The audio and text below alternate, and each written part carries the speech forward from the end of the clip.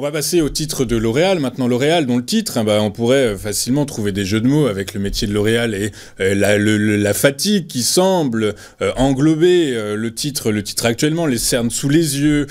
Voilà, on a on a matière. Du coup, par la force des choses, est-ce que ça peut durer? Est-ce que selon vous, le titre de L'Oréal, donc a dévissé suite à des mauvais résultats 2023, des guidance 2024 remises un peu en question, notamment par l'exposition très importante du groupe en Chine, en Asie, et notamment en Chine, les analystes se posant la question de savoir si les autres zones géographiques sur lesquelles travaille le groupe peuvent compenser le manque de vitesse que semble rencontrer L'Oréal en Chine. Tout ça, ça met des doutes dans la tête des investisseurs qui ont préféré prendre leur bille plutôt que d'accorder un peu de confiance au titre. Ceci étant,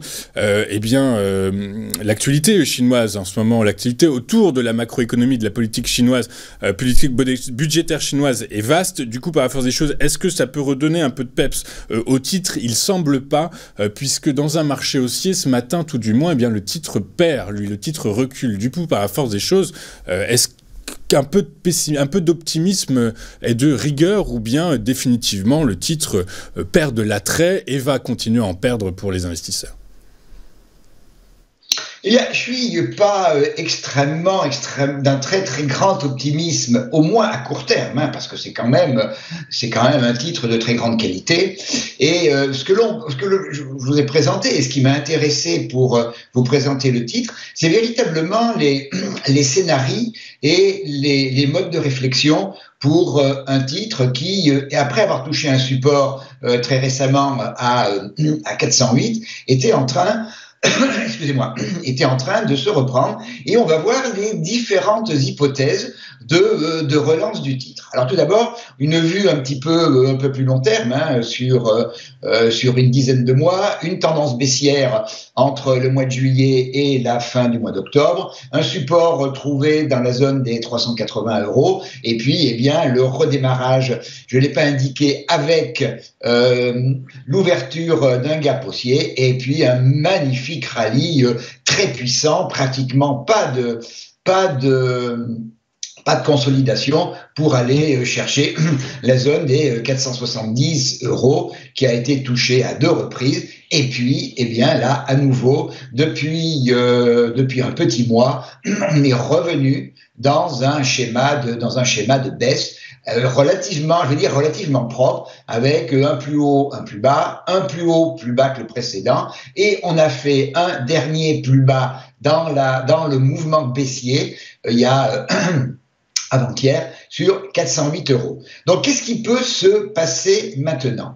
Tout d'abord, j'ai tracé en rouge clair, en rose, une zone de résistance qui est même une zone de polarité, puisque on voit que sur l'été dernier, c'est une zone qui a fait résistance au cours. On l'a franchie au mois de novembre, cette zone de résistance. On est revenu la tester quelques jours après, et on est revenu en janvier et en février à 2 reprises la trouver en termes de support. Donc c'est en fait une zone de polarité, mais dans la situation actuelle, on est en dessous, c'est une zone de résistance. Il se trouve également que sur le haut de cette zone passe la moyenne mobile un peu majeure de long terme, la ligne de partage des eaux de long terme, qui est la moyenne mobile de 100 périodes.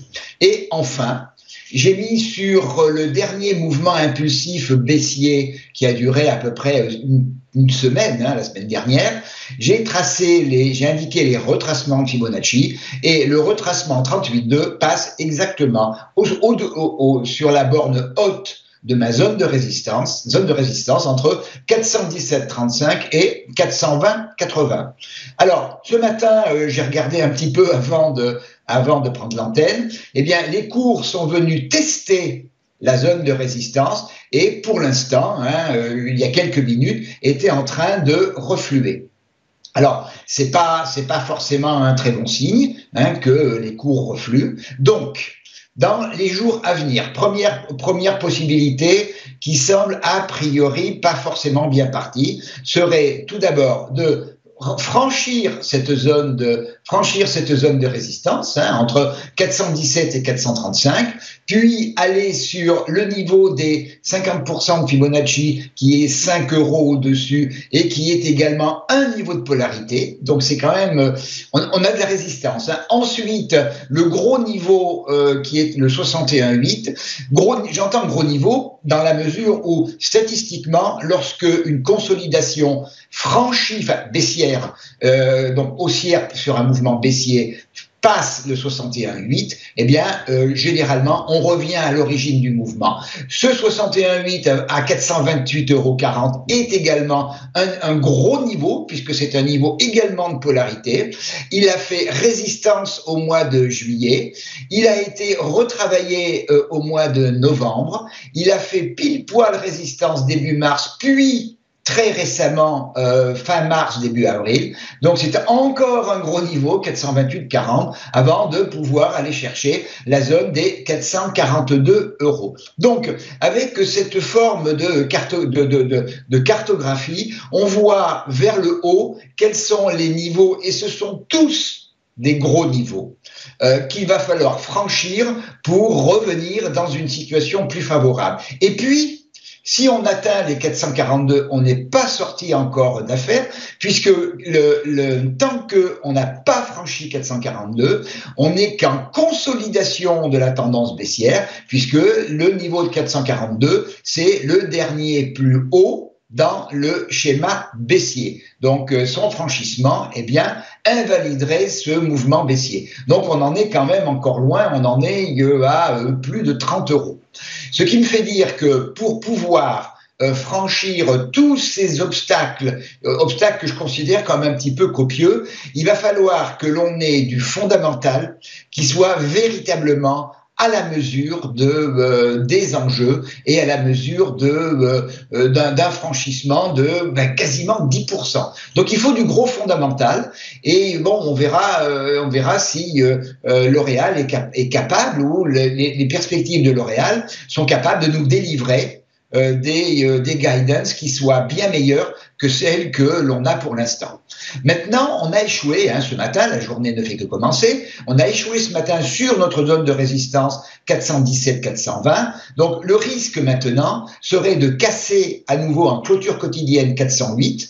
La rupture de 408, eh bien, ce serait tout simplement aller faire un nouveau plus bas dans la tendance baissière, c'est-à-dire ouvrir une nouvelle jambe de baisse qui nous amènerait dans un premier temps sur la zone des 400 €. 400 € qui est également un niveau de polarité. C'est des niveaux très forts sur L'Oréal. Chacun des niveaux, L'Oréal est très propre techniquement, et les niveaux de polarité sont des niveaux qui sont touchés généralement plusieurs fois.